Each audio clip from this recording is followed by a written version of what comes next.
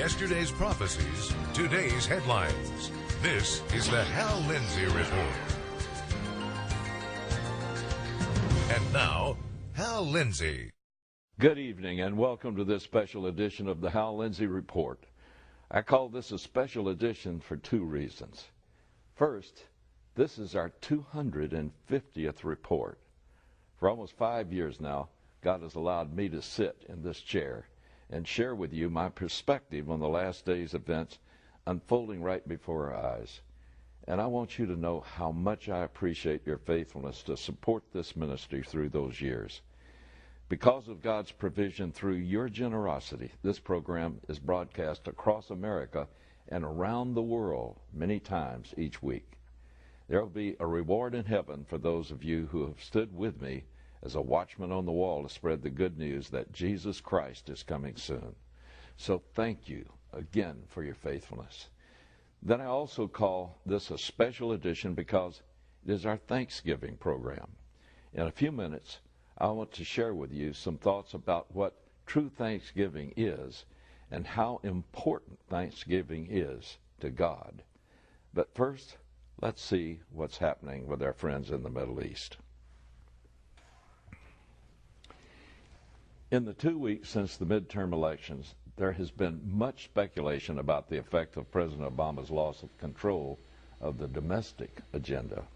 Almost across the board, observers have opined that he will now turn his attention to the part of the government over which he has almost absolute control, foreign policy. And as I've noted in the last 2 weeks, that prospect doesn't bode well for Israel. For whatever reason, and you can form your own opinion, the president has demonstrated that his sympathies lie mainly with the Muslim and Arab world. Opinion polls conducted in Israel revealed that Israelis are aware of this preference, and it makes them nervous. And well, it should. As Sherlock Holmes often said to Dr. Watson when the action heated up, the game's afoot. Indeed, the game is on. Last week, Israeli planning authorities approved the construction of 1,300 new apartments in Jerusalem neighborhoods of Har Homa and Ramat, where tens of thousands of Jews already live. These are neighborhoods in Jerusalem, not settlements in the West Bank, Judea, or Samaria.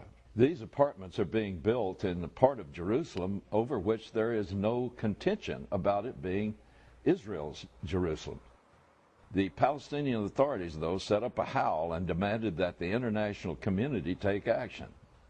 Taking her cue, the European Union Foreign Policy Chief Catherine Ashton announced that Europe was extremely concerned about the new Jewish homes and insisted that the decision should be reversed.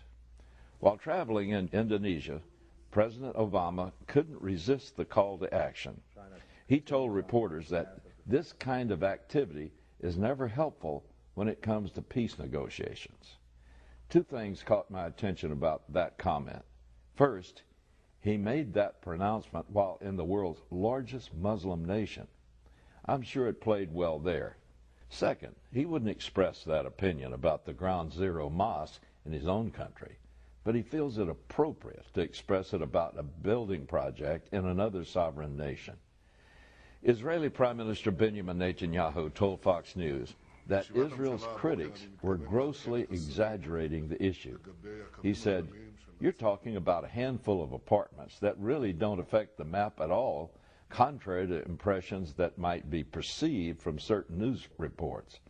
So it's a minor issue that might be turned to a major issue." Precisely the point. U.S. State Department spokesman P.J. Crowley suggested that Mr. Netanyahu was wrong to insist that normal Jewish construction in Jerusalem has no bearing on the peace process. He said, and they are responsible for creating conditions for a successful negotiation. To suggest that this kind of announcement would not have an impact on the Palestinian side, I think is incorrect.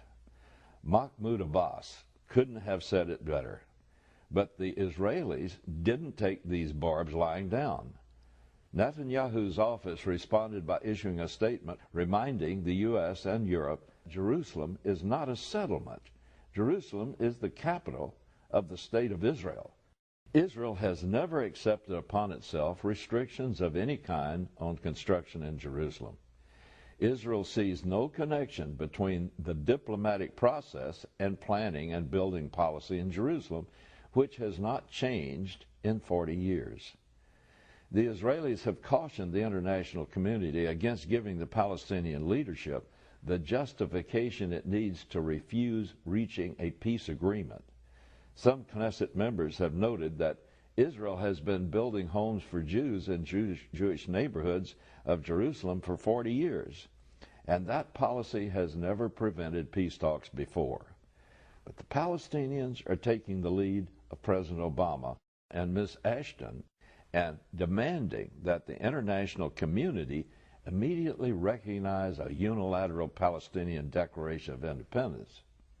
Chief Palestinian negotiator Saeb Erekat told Reuters, and this is why we call upon the United States and the European Union, if they want to preserve the two-state solution and the peace process, to respond to such Israeli unilateralism by declaring the recognition of the State of Palestine on the 67 lines with East Jerusalem as its capital. 2 weeks and we're on the threshold of another manufactured crisis. But the plot thickens.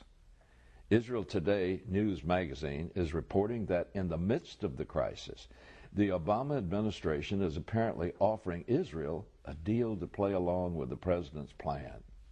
Israel Today says that Israel is being asked to halt Jewish construction in Judea and Samaria, excluding Jerusalem, for a period of 90 days in order to facilitate a resumption of direct peace talks with the Palestinian Authority.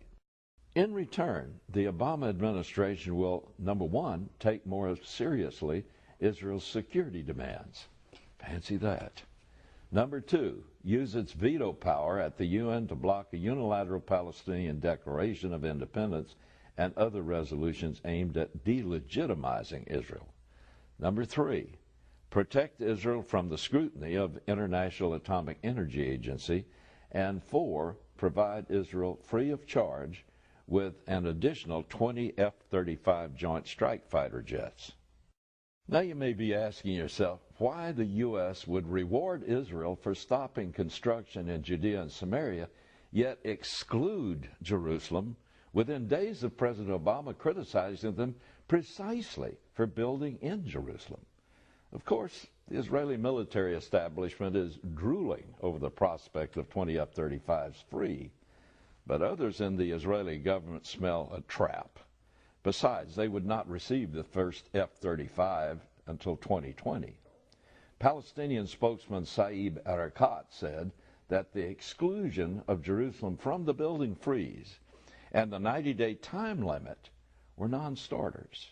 The Palestinians said that without a permanent freeze on building in Jerusalem, they're not interested in any peace talks. One thing you have to say, it's certainly a strange way to try to revive the negotiations, driving one party away before they start. However, in reality, the Palestinians want the U.S. and the EU to do all of their negotiating for them without even talking to Israel. And when they get all they can by negotiations and have the Israelis in an indefensible position, they will make an agreement. Then they will build up their arms within their sovereign state and seek to take the rest of Israel by force. You know, this was exactly what Yasser Arafat's plan was from the beginning. He said so in Arabic when he thought no one was listening to the Palestinian terrorist organizations that criticized him for negotiating with Israel. Mr. Obama and other Western leaders pay no attention to this. Well, Mr. Holmes is right. The game is afoot. Yeah,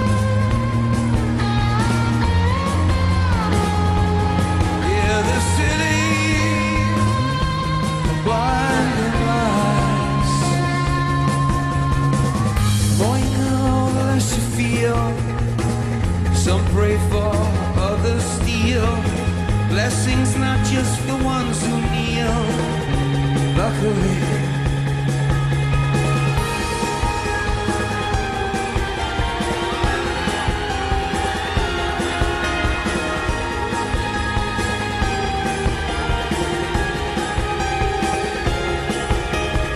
luckily, luckily,